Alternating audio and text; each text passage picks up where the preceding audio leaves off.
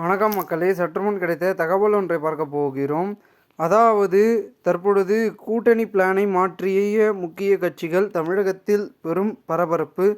திடீர் தகவல். இந்த ஒரு தகவலை பற்றி தான் நாம் பார்க்க போகிறோம். தகவலை பார்ப்பதற்கு முன்னதாக நீங்கள் நம்மளுடைய சேனலுக்கு புதிய பார்வையாளர்களாக இருந்தீர்கள் என்றால் மறக்காமல் நம்மளுடைய சேனலை சப்ஸ்கிரைப் செய்து வைத்துக் கொள்ளுங்கள் மக்களே. கூட இருக்க பில்லைக்கனும் அதில் கொடுத்து வைங்க. அப்போ தான் அரசியல் சார்ந்த காணொலிகளாம் நீங்கள் தினசரி உடனுக்குடன் தொடர்ந்து தெரிந்து கொள்ள முடியும்.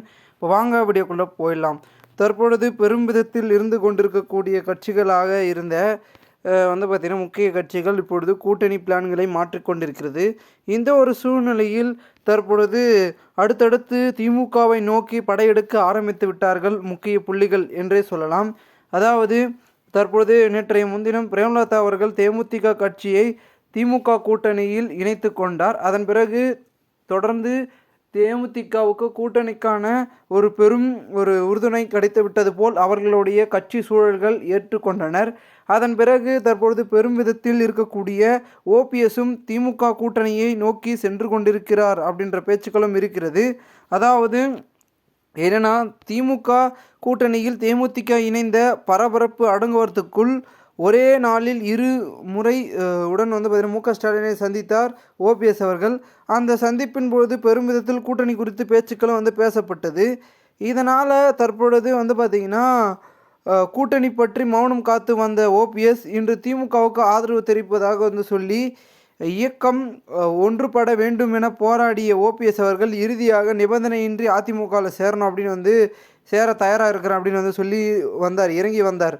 ஏனெனில் பொதுக்குழுவில் எடுக்கப்பட்ட முடிவை சுட்டிக்காட்டி இணைப்பு சாத்தியமில்லை என எடப்பாடி அவர்கள் தெரிவித்து விட்டார். இதனால் இபிஎஸ்ஐ வீழ்த்த நோக்கில் திமுகவில் ஓபிஎஸ் அவர்கள் ஆதரவு அளிப்பதாக அரசியல் நோக்கர்களும் கூறுகிறார்கள்.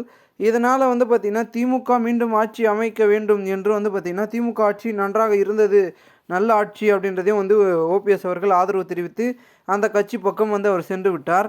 இதில் பார்த்திங்கன்னா டோட்டலாக பார்த்திங்கன்னா திமுகவுக்கு என்னதான் ஆதரவாக இருந்தாலும் அவங்களுக்கு ஒரு சிக்கல் வந்திருக்கு. தொகுதி பங்கீடு தான் பார்த்திங்கன்னா பெரும் சிக்கல். அந்த தொகுதி பங்கீட்டில் தேமுதிக அவர்கள் 30 தொகுதிகள் பார்த்திங்கன்னா என்ற காங்கிரஸ் கோரிக்கையும் டிஎம்கே தலைகளில் பார்த்திங்கன்னா ஒரு பக்கம் நிராகரிக்கப்பட்டுள்ளதாக கூறப்படுகிறது. மொத்தம் 165 இடங்களில் களமிறங்குவதாக டிஎம்கே திட்டமிட்டிருந்தது. அதில் காங்கிரஸ் 25, விசிகாவுக்கு 7, மதிமுகவுக்கு 5, டிஎம்கே அதாவது தேமுதிகவுக்கு 7+1 மற்றும் சிபிஐக்கு 6, சிபிஐக்கு மேலும் 6 மற்றும் எம்என்எம்க்கு 4, மாமகவுக்கு 6, முஸ்லீம் லீக்கு 3,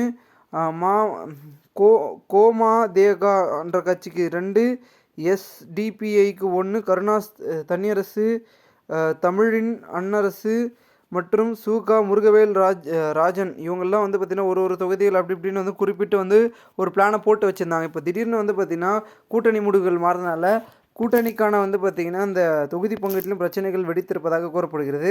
இதனால் முக்கிய கட்சிகள் கூட்டணி மாறுபடலாம் தொடர்ந்து நடைபெற்று கொண்டிருக்கிறது என்றும் இதன் மூலமாக பார்க்கப்படுகிறது. பொறுத்திருந்து பார்ப்போம் என்ன நடக்கப் போகிறது. கூட்டணிக்குள் மோதல் ஏற்பட்டு வெளியே வரப்போகிறார்களா, என்ன நடக்குது என்பதை.